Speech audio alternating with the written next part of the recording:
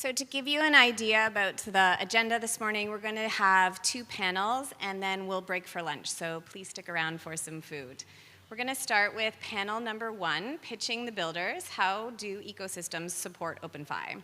So this will be moderated by Coco, Head of Growth at Orb Labs. We have speakers Jared, Head of Ecosystem from the Near Foundation, Tom Weller, CPO at Stellar. Please come up and take your seats as I read your names. Diego, Head of LATAM from Solana Foundation, and Eric from Eva Labs, Head of DeFi.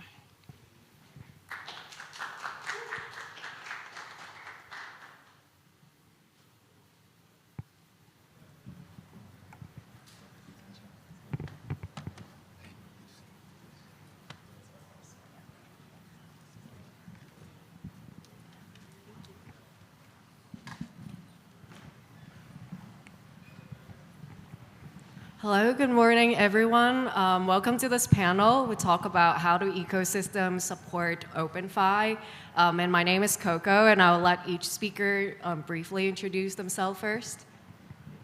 Good morning, folks. My name is Jared Barnes. Thank you all for braving the heat today. I think I lost 5 pounds on my way over here, but here we are. I am our head of ecosystem at Near, and that is probably one of the most broad and ambiguous titles in all of Web3. So what that actually means is I help lead our DevRel team, all of our developer and builder pipeline and funnels. I lead our acceleration and incubation efforts, and then all of our post-investment and post-grant support for projects in the Near ecosystem. Hey everyone, I'm Tomer. I'm head of product at the Stellar Development Foundation. Stellar is an L1 blockchain, been around since 2015, super focused on real-world utility, and happy to be here. Hi, I'm Diego of the Solana Foundation, oversee the Latin America region. A pretty exciting place for what's happening right now with open finance and crypto in general. I want to give a shout out to Jared. I was at your event yesterday. Very well done. I love the panel that you were facilitating there. Great job by the Near Foundation as well. Can we acknowledge for a second that everyone in Solana Labs has massive biceps? Have you noticed this? That was after I joined. I made everyone build a gym in the office and hit it hard every day. Respect. I definitely feel that. Hey guys, I'm Eric. I'm head of DeFi at Avalanche. Avalanche is a software development company behind the Avalanche blockchain. In my current role, I help all the DeFi protocols, and then also maintain a lot of relationship with service providers, audit partners, VCs, market makers, etc. So excited to be here. So thank you, all the speaker, for your introduction. So first question is how do your ecosystem support OpenFi Builder? What type of resources do you think you guys can give to OpenFi Builder and support them? I'll start. Yeah. Sure. So Stellar's been around for a while, and because of our focus on real-world utility, which used to be a lot cross-border payments, today it's broader. We kind of identified financial access as something that's super important for the ecosystem. And so we've built early on something we call the Anchor Network, which is a global network of interoperable on and off ramps. And that means that any wallet that joins the Stellar ecosystem, any dApp, already has access to a global network of on and off ramps. And it's super important because I think that sometimes when we're in the US or Western Europe, it's kind of difficult to understand that a lot of people in the world are still excluded and have a hard time getting in and out of crypto, and the fees are insane. So the first step towards adoption is to make financial access available, and then we can build more sophisticated cash to DeFi products. Yeah, with us, I think we started having a greater focus on that over the past year and focusing more on the product side. So Solana Labs within the foundation created permission environments which allow the developers to create a customized approach to how they build. Token extensions that also allow it to be more compliant with traditional finance. Links that make blockchain links that you can place anywhere. So all of these make the product more accessible to both the developers and the users in the end. And that's really important for us to start bridging the gap between where we want to be and where folks are today. Yeah, and on Avalanche, we really cut our teeth, got into the scene through DeFi. But these days, our focus is on a lot on usability and bringing applications to the mainstream. I would say we've expanded across different verticals. And a lot of them are including gaming, social, and we do build a lot of tools in-house, especially the retail user-facing tools, such as a wallet, bridge. We have a custody product coming as well. So for us, it's about usability. It's about bringing use cases to the masses and just really, really opening up access to crypto.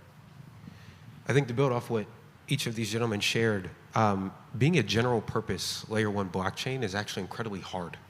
We've spent the past year really trying to focus our ecosystem efforts on becoming the blockchain for AI. And that is where we really have placed the greatest level of emphasis. Not to say that we ignore other use cases or we don't support other use cases, we certainly don't. We've just really oriented our ecosystem infrastructure, meaning the full end-to-end pipeline of our support and how we can best scale applications to deliver outsized value in the context of AI, which I'm sure we can get into, but echo everything you all shared. We've gone through a lot of different iterations. I think like everyone in this space, just because you're an L1 doesn't mean you're not on a journey to find product market fit. We've been very much in that journey, but I think found a really strong niche in the context of AI. And after talking about like what type of features and resources that you guys provide to the builder, can each one of you also share like, oh, what is that one partnership or project within your ecosystem that you're thinking like it's the classic OpenFi builder that you guys are really supportive of? So in terms of partnership, we've been trying to get really close to the central bank in Brazil. They're very much pro-innovation. If you go to their website, there's a lot of information about open finance. So helping educate them that it's this world in which we live. They're making really good progress with the CBDC and a whole platform that's going to be more decentralized. So building those relationships with key decision makers and helping them learn more about our side and bring startups closer to them is one area that we focus. Precisely as well, one example that I like, because what we're doing here is really changing the infrastructure of something that has been built for decades and decades, right? There's lots of legacy systems that are hard to change. I was in investment banking before, so I remember using faxes and Excel, old editions of Excel to get stuff done. And one project that I want to highlight is Sphere Labs, who created SphereNet. It's a whole fork of the Solana network to address specifically payments. Right? Because they've tried for a couple of years to just bridge the gap, putting a layer on top of existing infrastructure. Were somewhat successful, but not enough, so they decided to rebuild everything from the ground. Yeah, and one product I want to mention, and this goes with the theme of usability.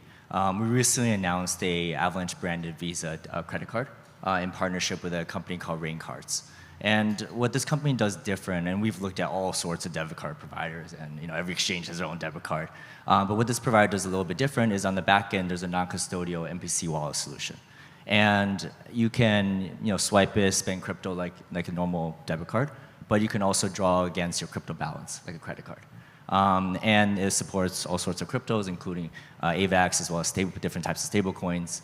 And for us, the product is really modular. We plan to integrate it within our core wallet suite. But within the product, you can also add different DeFi yield components. We work with a partner called OpenTrade. They're actually very active in LATAM as well. And they plan to offer a USD-denominated yield vault. So with this type of partnership, you can add a lot of different features. And for users, they're able to actually hold the card in their hands, spend it, the typical crypto use case, buy coffee with it. And that's the type of thing we really look forward to. Yeah, I talked a bit about our Anchor network, or interoperable network of on and off ramps. Probably the biggest one in that space is MoneyGram.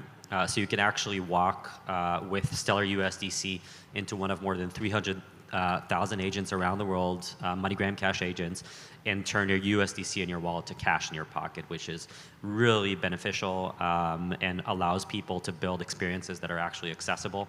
And this is not just available for wallets. This is available for like a dApp, so you can build a dApp that has like an immediate, the same UI. You don't actually have to switch between apps. You don't need to go through exchanges. Just really simple on and off ramps.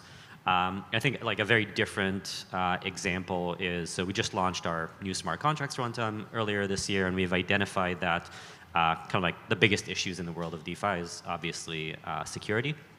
And so we've actually established what we call the Audit Bank, which is a collection of auditors that we work with, and we, as the foundation, deposit audit credits into this bank, and we disperse them to projects in the ecosystem through our various grant programs, which means that even if you're like a small dev shop that doesn't usually have access to like serious auditing, you still have access, and every project that is basically launched on Stellar this year has been audited at least once by reputable auditors. Again, just to build off what everyone has shared, one of the things we believe about both the future of OpenFi and the future of DeFi is that it actually will be driven by AI agents.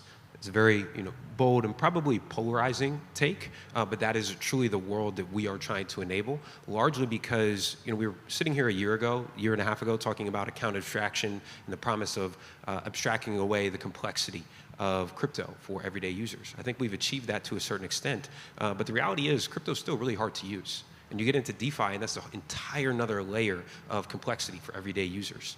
However, if you were to train an AI agent to understand the nuances of DeFi, there's a real opportunity there.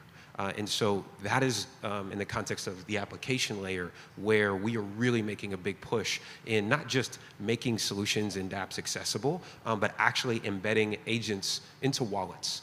Where everyday users can simply just have a very straightforward either chat interface or even just based off your previous transaction history. We spend a lot of time thinking about predictive transactions and how we essentially train agents to operate in that. There's a number of solutions actually on Near that are live today. One is called Bita. It is more of our flagship agent builder project in the ecosystem that is built essentially a full stack agent-driven wallet. Very early in this, but this is really the future that we have been trying to push. TBD if it comes to fruition, so hey, that's why we're here. But that's something we've been really, really excited about. Yeah, I do think like having AI inside a wallet, it would sound interesting. Like maybe they can warn me to stop buying meme coins, I hope. So yeah, and what are some of the biggest challenges that you see for developers that are developing in the OpenFi ecosystem, and how do you help them to overcome this? Maybe it's a problem that you are foreseeing, or maybe it's the problem that you already solved that you can share about. I can start with this, and I'll be super brief. I still think we have a tremendous amount of way to go in developer experience. Basically, we spend, myself and our ecosystem team spend our entire day thinking about developer behavior. How do we make it as easy as possible, decreasing that barrier to entry for someone to get started? And then how can we curate the right experiences that everyday individuals can become aware of these applications that are built. We have a lot of folks building in the open, but not necessarily creating awareness about the solutions in which they're building. So it's almost a two-sided problem and challenge that we think about, and decreasing the barrier to entry for new developers, but also increasing the surface area and awareness for discovery of applications. I want to touch upon something that Tomer said earlier around security, because that's always top of mind for us, especially within DeFi ecosystem. DeFi, as you guys are well aware, it's pretty experimental, right? There's always exploits that happen. And it's not just about security, it's about balancing security with usability, in other words, UX. At Alpha Labs, the bare minimum is getting an audit, and then we also have an internal tech diligence team that basically reviews smart contracts line by line. It's not a formal audit, but it does catch certain things, right, that the auditors sometimes miss. And then we also hook up projects in our ecosystem with various security monitoring tools, simulation tools to help them, as they're developing their project, but also after it's out in the wild. So for us, that's always top of mind. There's always exploits that happen, but at the end of the day, right, we try our best to make sure it's a safe ecosystem. So I was going to discuss regulatory aspects, and especially around compliance and privacy. That's why we created token extensions. But I like what Jared mentioned. It's so important, well beyond open finance, is the developer experience in creating the community.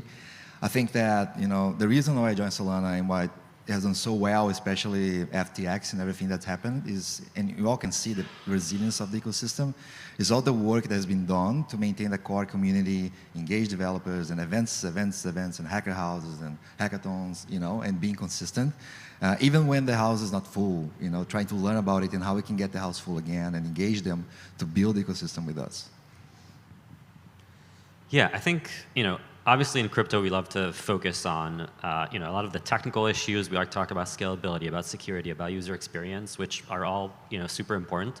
But I do think that oftentimes we forget about just delivering core value to users and like product market fit, things that we've known in the Web 2 world for like decades now, but with Web 3 and like the crazy speculative nature of it, we kind of like lost that, and we focus on like these big numbers and vanity metrics like TVL and active addresses, and what we should be focusing on is first of all delivering value to users. It doesn't matter if it's a 1 user or 10 users or 100 users, but first deliver value to users, then scale that out.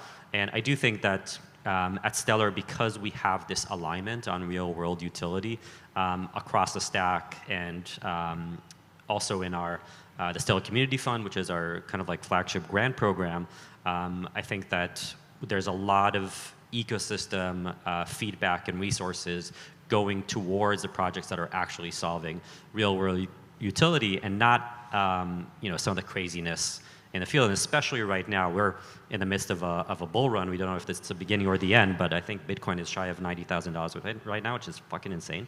And if you've been in the industry long enough, you know that bull runs are, great in terms of bringing attention to the ecosystem, but they're also bad in terms of bringing a lot of negative attention to the ecosystem. The crazies come out, and we really need to keep things in check and keep our hands on, or our eyes on the ball, which is equitable access to the world's financial system. This is what we've gathered here to do. I really like your point about like how a lot of the time we lose sight for like what at the end user wants, and we need to remember the usability of the apps that builders are building. And so like it brings to the question of like, then what sort of strategy do you employ for your ecosystem to make sure like people are on track to building things that are useful, that have usability instead of just pure speculation? Is there any strategy there? What do you think it's missing from like other ecosystem are doing that you think you're doing the best in your eco? So in terms of being more prescriptive and trying to give a direction where we want to see the ecosystem building, we do have a global hackathon. It happens twice a year. I think it's the biggest in Web3, 10,000 participants, 1,000 projects, and we have a list of ideas, RFPs. Our partners collaborate for us to give some direction to folks through our events in Hacker House. We also bring folks who can share more about the view of the landscape, and also provide more insights for folks to build. But we gotta let them experiment and come up with things that may look just like a toy, and great things can come out of that, like Pump.fun, which it's pretty insane. That has become so successful and define what Solana is in some ways. But a lot of great things are coming out of that experience. People are trying to learn and use that as a way to engage the general audience. For instance, the hackathon that we did in Latin America, we decided to, instead of just receiving the submissions and the judges deciding the results and we announced a few days later, we put the participants in front of the live audience, and they had to pitch against each other like in a Shark Tank format for the audience to watch and bet. So that created a more engaging way for folks to participate and get feedback from the audience in general, and help us build a stronger community in that way. So all this can come out of sometimes us not getting too much in the way of folks that want to innovate and try different things. Yeah, I strongly agree with Diego, and I think that as foundations in the space, probably the most important thing we can do is to shine a light on the things that we think are working towards the missions. And as part of that, we actually we helped one of our ecosystem companies, who's also a Solana wallet, Decaf, put out this mini documentary earlier this year about, it's called Crypto Saves Lives. Go check it out, it's pretty cool. And it's about a small community in rural northern Colombia, in which having access to like basic financial services is something that is relatively new to them, and they do it through the Decaf wallet, and it allows them to save money. It brings a lot of prosperity to this village, and I think that shining a light on these specific use cases in which we're really, it's not like we're giving a Wall Street trader like one more BIP in their money market investment. We are kind of like enabling, like new financial instruments for people that didn't have them before. Yeah, maybe just to add to that. So we have a lot of top of the funnel developer engagement programs like hackathons, grant programs, and we have an investment fund as well. But one thing I think I'm really proud of in our ecosystem is we have a fully fledged accelerator program called Codebase. And Codebase is typical accelerator stuff, right? You run through tokenomics, you run through go-to-market. But one thing that we really focus on is identifying your target customers, the first 100 to 200 customers that your product is tailored for. And we go and everything is kind of built around that. Once you figure out who your target user profile is and figure out who will actually be using your product, right? Then everything else becomes a lot easier. And from that whole experience, you actually are able to build a coherent pitch to go out into the market. So for us, we did a lot of the top of the funnel stuff. It worked out well in the early days, but nowadays it's more about that one-on-one experience working with the founders on building the products. And for this program, we only have 5 per cohort, so it's really kind of personalized. That's awesome. Big fan of accelerators.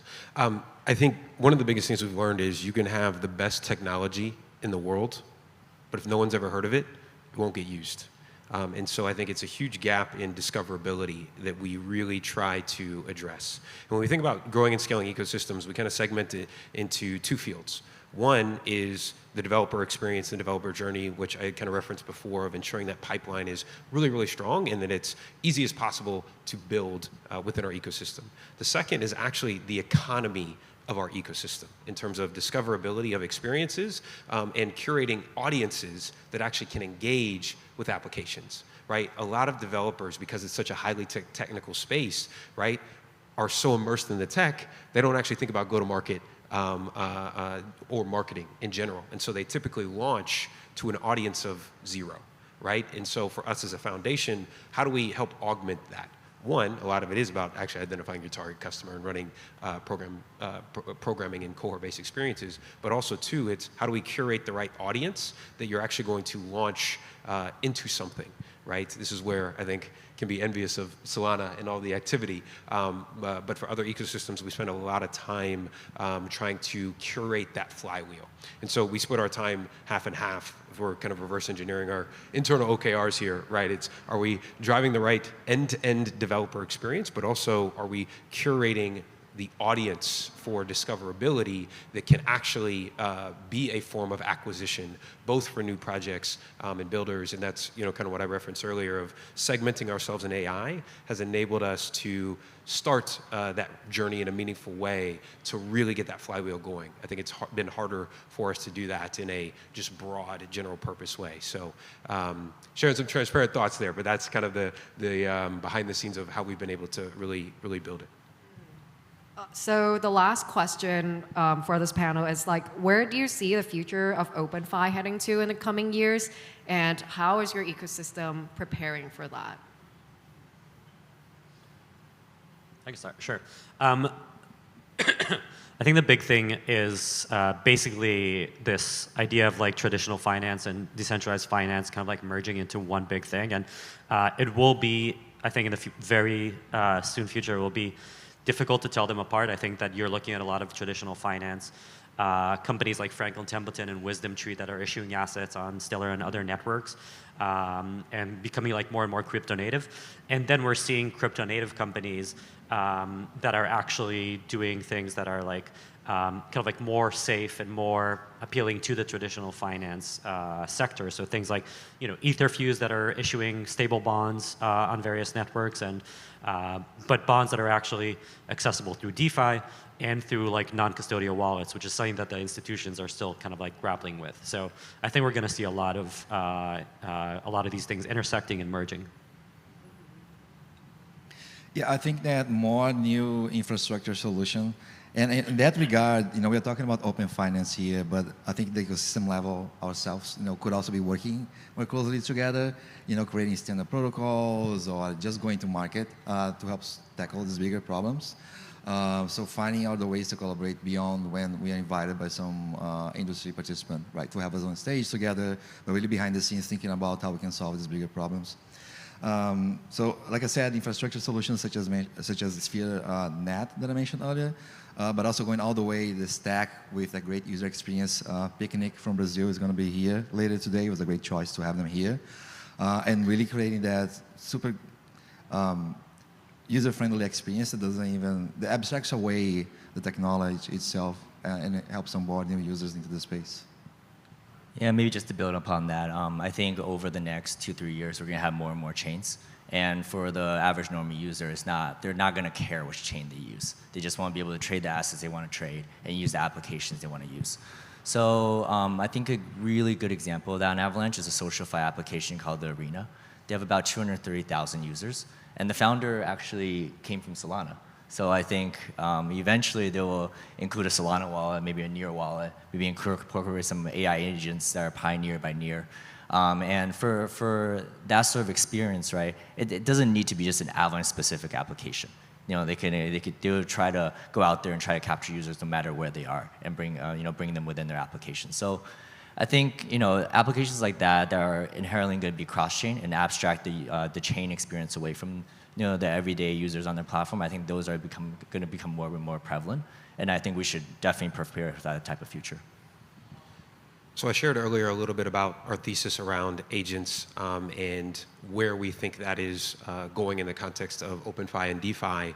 And if we truly do believe that in the predominant end user on the internet actually being an agent and agents being embedded to wallets, that means you need payments rails for those agents to transact, and you need communication protocols for those agents to talk to each other, right? Let's say Tomer and I want to transact, and our agents need to talk to each other, and there needs to be some protocol that exists in order for that to happen. That is where we, A, think the world is going, but also B, the future we are trying to quickly prepare for. I think probably one of the things we are underestimating collectively is the speed of innovation within AI. I think the technology is moving at a pretty breakneck pace, that there are a number of implications that, if true, can mean a lot of different things. And so I think we're trying to prepare for that future. If we are right, great. If we're wrong, hey, then we'll keep building. But that's one of the things I think we've been spending a lot of time thinking about. Cool. Thank you for all the speakers for sharing your insight. I will give the mic back to the host. Thank you. Thank you.